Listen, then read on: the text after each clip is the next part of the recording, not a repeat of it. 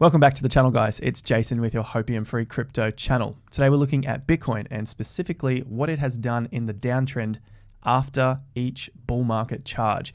So if you love the sound of that and you want to follow more about that on the channel, make sure you've hit the subscribe button and the bell notification icon. Hit all so you're updated with the content. Make sure you've liked the video up as well. It does go a long way to helping out the channel and for the video to reach more people. Instagram and Twitter are down below.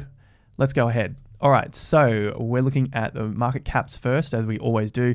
Market cap $1.548 trillion, still above our 50% level. Bitcoin 750 billion again. We're getting awfully close to that $1 trillion mark, and we're up 2.6% on the 24-hour period. We will look at Bitcoin reaching 8 straight days up as well. We haven't seen this for some time, and we saw 9 days back in 2019. So we'll look at the significance of that as well in today's video. Ethereum 1%, and we'll use CoinGecko to give us a better idea of how our altcoins are tracking against Bitcoin and Bitcoin's gains. So we want to see this column, 24 hours, and of course 7 days, to be in the positive. We want to see that in the green so that our altcoins, the risk that we're taking on the alts, are increasing in value against Bitcoin. Some people want to make some more Bitcoin in the downtrends, but as you can see, most of this is red. We are starting to get some greens in the 7 days, which is a nice change for these altcoins. So this is what I'm specifically looking at here. This is the BTC value to the Satoshis versus your USD. This is what tends to happen on influencers. Favorite influencers tell you you're up 20%. And I heard this the other day, say with VeChain, with VET, or something like Theta or Matic. And essentially people have been buying their altcoins. Altcoiner buys 1 BTC worth of altcoin at $2. Call it whatever you want. 0.1 of a Bitcoin, whatever. This is just for numbers, right? So you got 1 BTC at $2. Now your USD value is higher. You're up. Altcoin is now worth $2.40. And the altcoiner, someone who's holding the altcoin, thinks he's doing well. His favorite influencer says we're up 20% since we talked about it. Great job there. Nice call on those altcoins.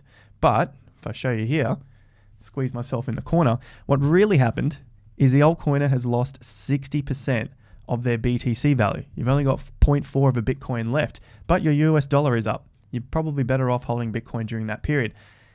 And the funny thing here is that it can be way simpler than we give it credit for. And this just starts to get into the realm of it being overly complicated and potentially losing some gains. Now, there are times to do this. I do like to trade some of the altcoins to make more Bitcoin, but I like to take it a little bit more simple and have more of a conservative approach. Other people don't like that, and I guess we just got to make sure we're following our own paths for that. This is just something that I've learned over the last 4.5 years, that's often Bitcoin can be an easier, better way to trade, just so much easier in time. So let's keep moving across and have a look at this on the chart. This is the dominance. We're up from yesterday. We broke through 49% on our way to 50. Remember, our target here is around that 50 to 53%. That would be lovely. Maybe we see a reversal there. I would expect us to have some sort of pullback eventually. You know, we've gone up pretty solidly for 1, 2, 3, 4 days. If we can make it to 5, 6, 7, great. If not, you know, I expect a bit of a pullback and maybe come back and test some support levels. Our fear and greed, we're at 50 now. We're at neutral. We've finally left the extreme fear and the fearful side of the market, and we took off yesterday to 50, which means we're not buying any more Bitcoin at the moment.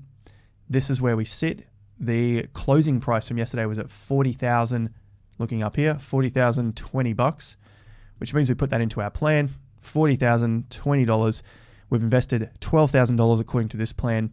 Our gains are now $2,000, $2,160, which means we've got a total profit of 18%. So not a bad effort from a very simple, straightforward plan. I'd love to hear from you guys that, you know, you pick this up and you're following it for yourself and mixing it up, changing it up, and making it better to make it your own plan, because this is not a complete plan, nor is it financial advice. It's basically just to give you a bit of a stepping ground on how to start creating your plan so that you're not caught out next time listening to random influencers, including myself, and just telling you these sort of altcoins are great, etc. Stick to a plan. You'll do a hell of a lot better than you give yourself credit for. Now to Bitcoin and what it has done every single time after these big bull market charges. Now I'm going to get rid of these purple sections. It does look very ugly on the chart, but I want to demonstrate to you the areas that we're looking for.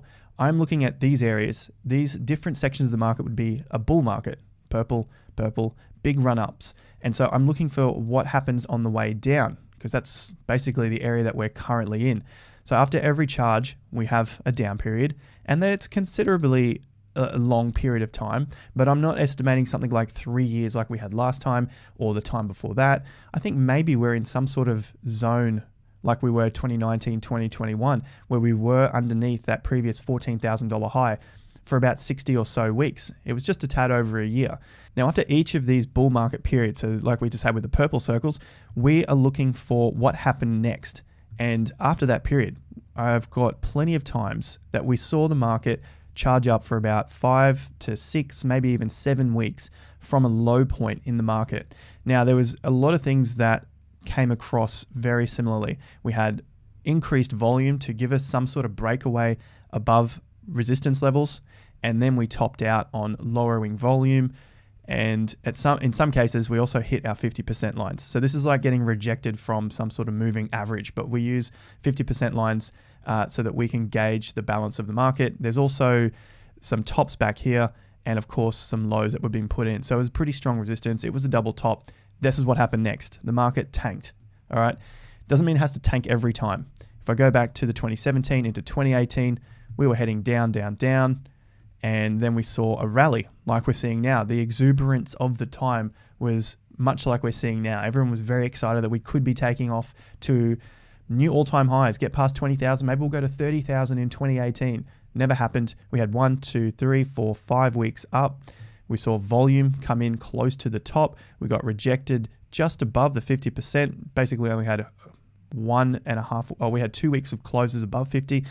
Rejected back under, and we went down 1, 2, 3, 4, 5, 6, 7 weeks into the low, tried again and failed again. So we saw that after the high. Go back to 2013, we saw a big run up. Then we saw the market fall, try to come back. We got 1, 2, 3, 4, 5 weeks up. We saw volume come into the market as well. And then as we got to the top, just started to peter out. The volume was overall declining. So we got the big volume into the highs, whales buying, selling actually, and a lot of retail buying. They're selling into the hype, into the tops. Then they're buying up some of these lows to test the market again. Didn't happen. Buying the low, test the market again. Market failed. Buying some of the lows, trying to test it again, and it failed. So this time it's just a last chance to clear out, flush out whatever they're holding. We come back down and the market kept going. Not saying we have to go down for 3 years, but we can see this every time. After the highs come in, market falls, we try to rally multiple times. Maybe we get a 5 week this time, but that doesn't mean we are out and clear. We're not out of the wood just yet. So that was after the 3 bull markets. We got one up through here, another in 2017, and then of course the quick bull market into 2019. And then we saw a repeat here, 5 weeks up. So we're only 2 weeks up at the moment, which means we could keep going. We got a 50% level to contend with. We got a downtrend to contend with. If we got a break above 47K, then that's looking a lot more likely, but we want to get multiple closes and then a move up. But the thing that we fear, and I definitely fear as well, what we fear happening to us is that the market just runs up and takes off without us, and we just miss all of the potential gains. And that's generally what happens to retail at these points. You're thinking, what if that happens again? We get this huge run up, we get this other huge run up, and I miss out. This happens again. And we get it through here. We get this big run up, multiple weeks in a row, and then it never comes back to these lower prices. That's generally what we fear happening at these times.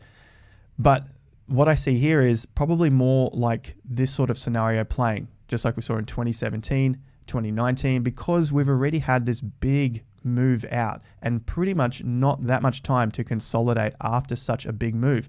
We went up 1,600% through here. We went up 350% through this range. We went up a lot of percentage through the low here from $100 to $20,000.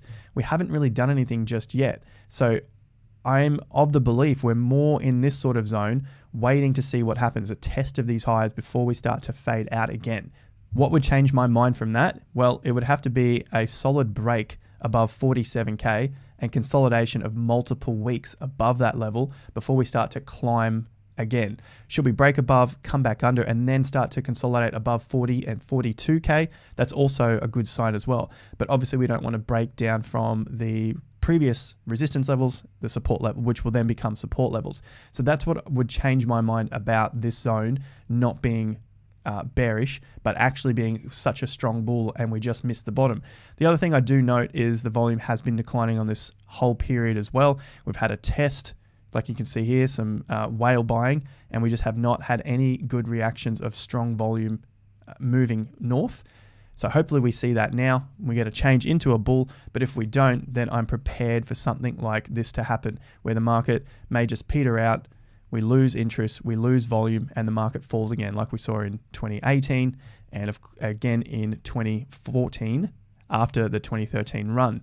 And finally, the 50% zones. So we're looking from a recent swing high to the swing low. We've topped out at 50% again. We take it back to 2014. We didn't even reach the 50% zone at this point, and then we fell again. And then, of course, 2019, we reached the 50% zone, failed, and then tanked from that point. So where we currently sit is just under the 50%. This is the recent major low to the all-time high. 50% at around 46.5K. So that's why I want to see it go above 47 and close for a few weeks. So we're still in this not out of the woods section of the market, but we have plenty of indicators to let us know when that does come. So let me know your thoughts in the comments down below. Do you think we are going for one of these moves? The thing that we fear, the market just running up and taking off without us, meaning the 28K low was the low. We'll never see a 28K low again. Or do you think we'll see the option 2, where the market runs down, we have a few weeks up to test where the supply comes back into the market and then fall away from that point, like we've seen on multiple occasions? Option 1, option 2. What do you think? Let me know in the comments down below. I'll catch you guys at the next video. Make sure you follow me on Twitter and on Instagram, daily Q&As. If you want to be a part of the Investor Accelerator, there's still a discount, a special going on. Check out the link down below. I'll see you guys at the next video. Make sure you've liked, subscribed, and share the video with someone that you think will find value from it. I'll catch you at the next one. Until then, have more fun to get more done.